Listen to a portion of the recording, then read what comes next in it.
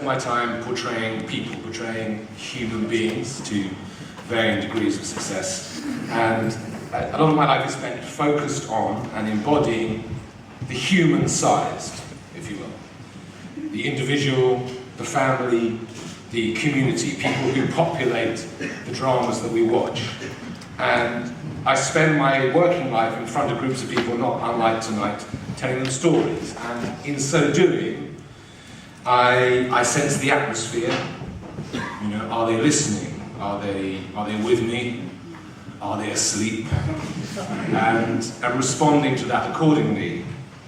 Responding to the room. And that transaction is about people. It is, if you will, human-sized. And I think for me, the more I hear and read about TTIP, the less I see anything human-sized about it.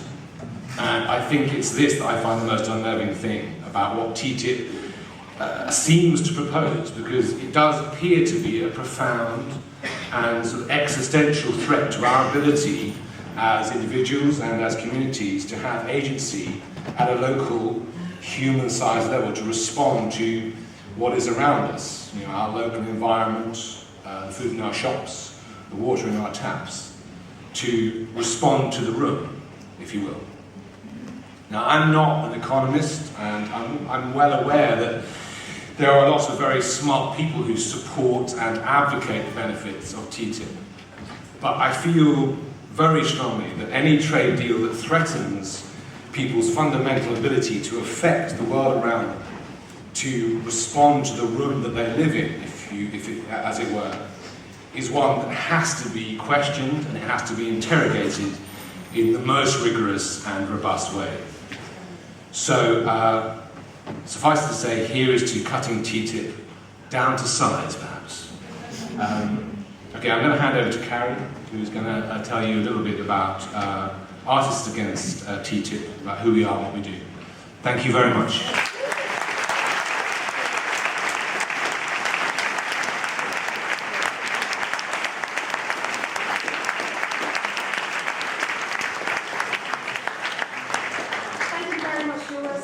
Now, our next speaker, as Tobias has told you, is Carrie Cracknell. She's a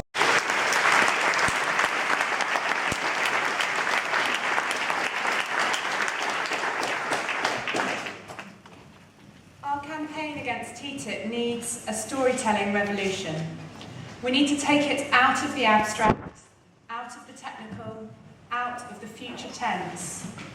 We need to find ways to make people understand how it will feel, what it will cost them, how it will change their lives, in ways which are irrevocable and generational.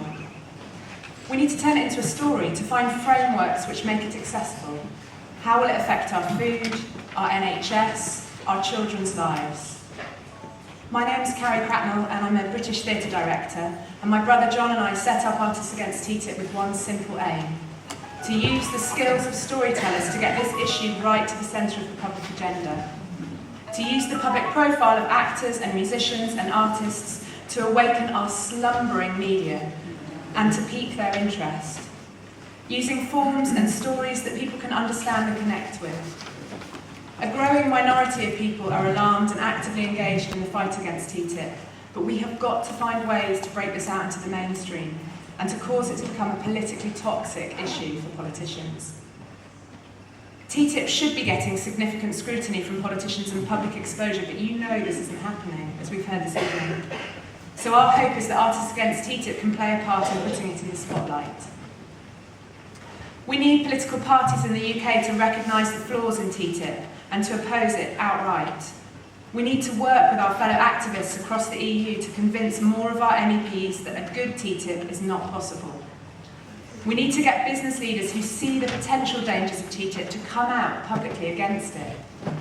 But we've only just started.